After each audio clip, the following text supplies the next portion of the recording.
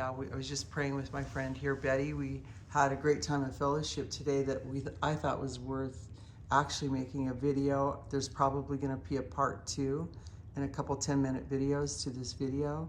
We were talking about being raised in by women who lived in the vanity of their minds, and their foolish heart was darkened because they were washing their hands of actually love's obligation and not dealing with the root of bitterness.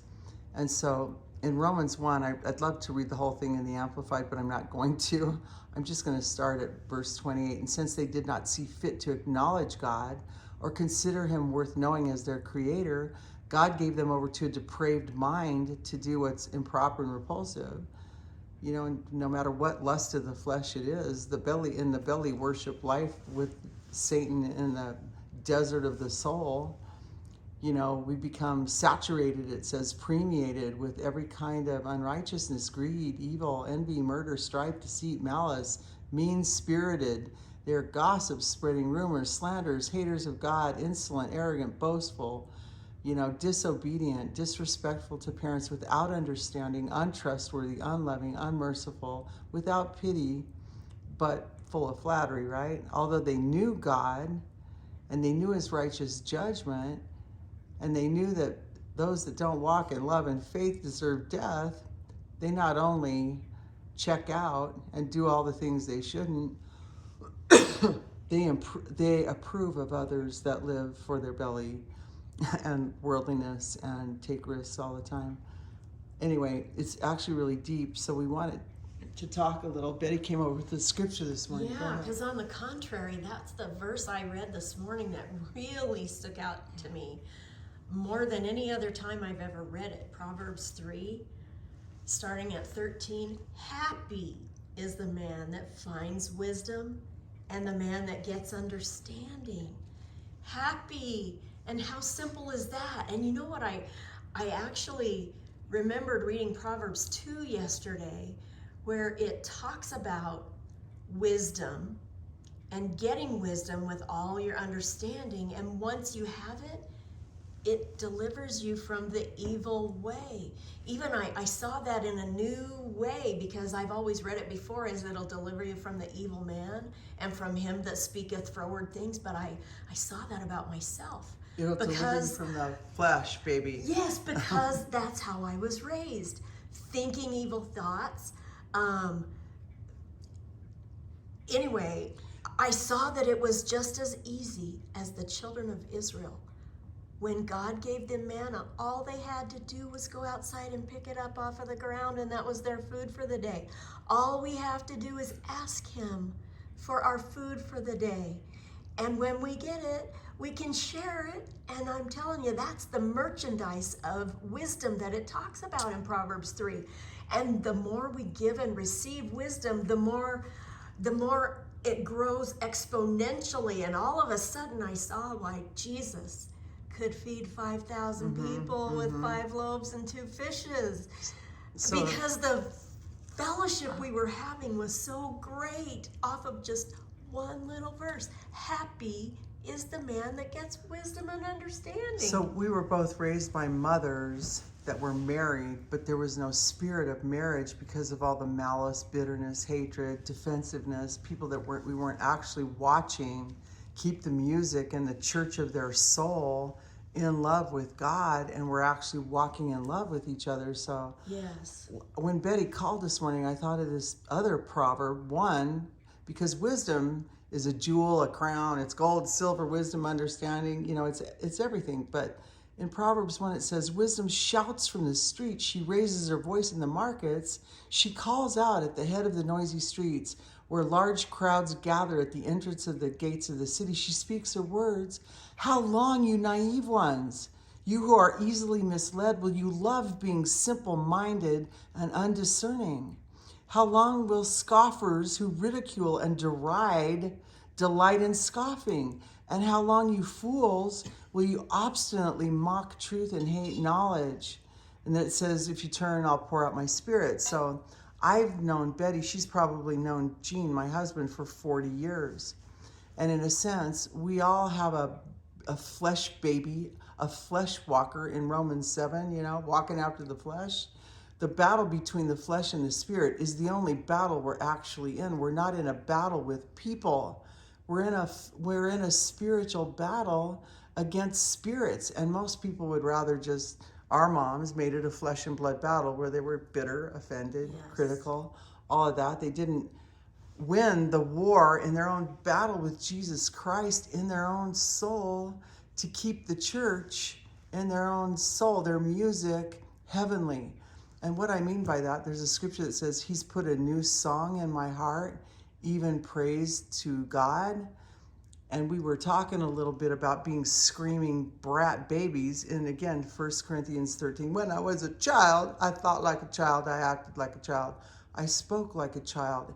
And those bars of offense where we're actually living to protect ourselves, you know, we pass from death unto life when we love.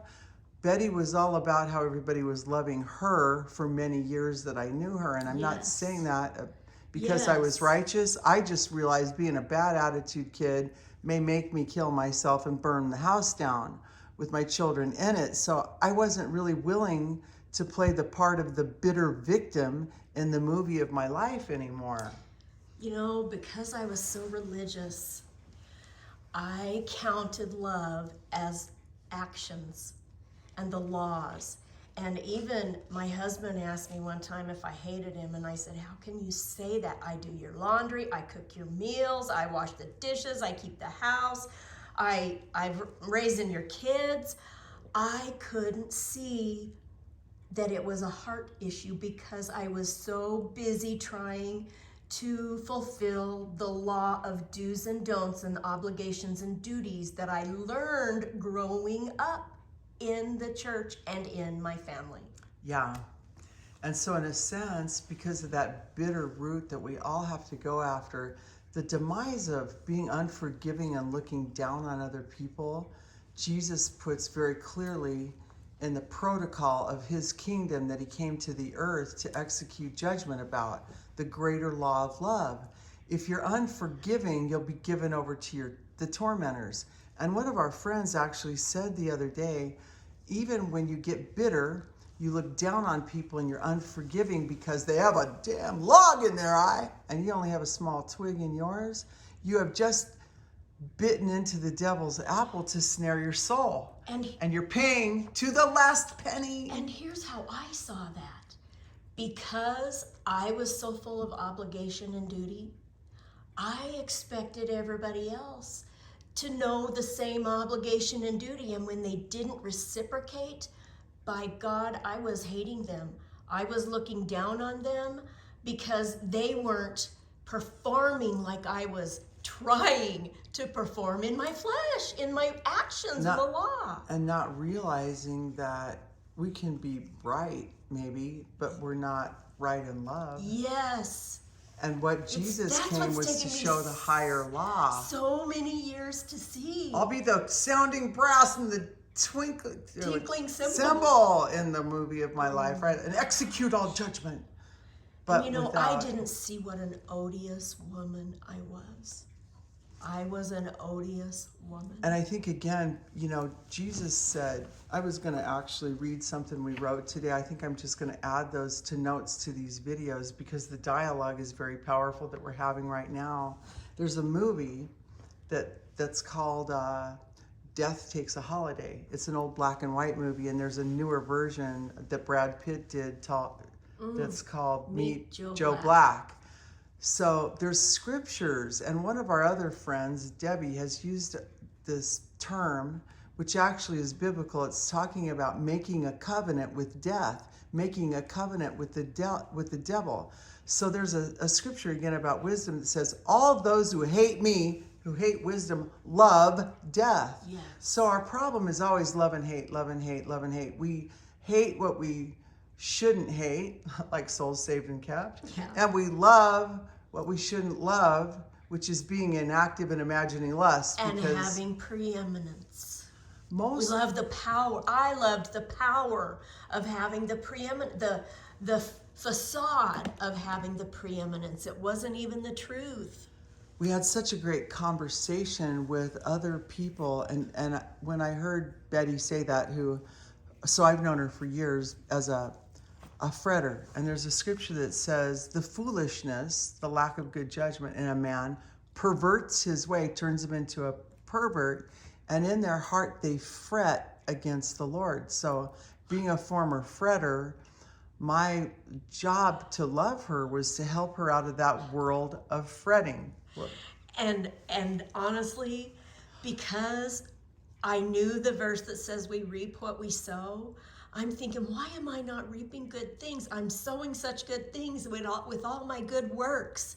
But you know what? I started fretting against the Lord because my life wasn't going my way and people weren't living to make you happy. Yeah, living to make me happy. Because we're all little narcissists. Yeah, that's that right. think the whole world should revolve around us. And yes. That's what I realized was my demise when I met Jean 38 years ago at a concert, is that living to please me was the source of every curse in my life, and not living to please the Lord. And there's also where Jesus says, if you find your life, you'll lose it. And if you lose your life for my sake, you'll find it, and you'll be worthy to be my disciple.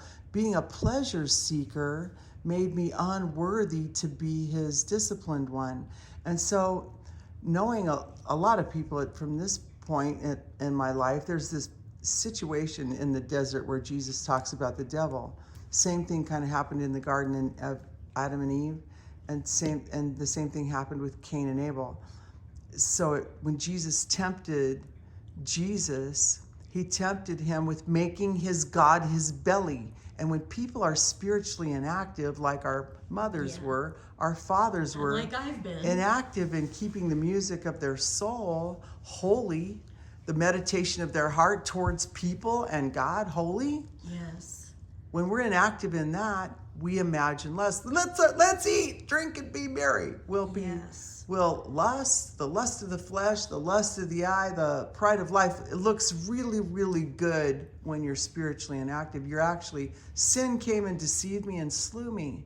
So those tests in the desert with Jesus are actually really powerful, where he says, man shall not live by bread alone, but by every word that proceeds from the mouth of God. And for many years, truth made Betty fret and sad and sorrowful, just like the rich man. Because when you love something else other than Jesus, it's like even Jesus said to the rich man, he saw him from a distance and talked about how much he loved him. He comes into his presence and he says, yeah, go give all your wealth away. Come follow me. And the guy got sad. And so whatever our wealth is, if it's love for animals more than people, if it's love for children, love for stuff, love for food, love for whatever we think is better.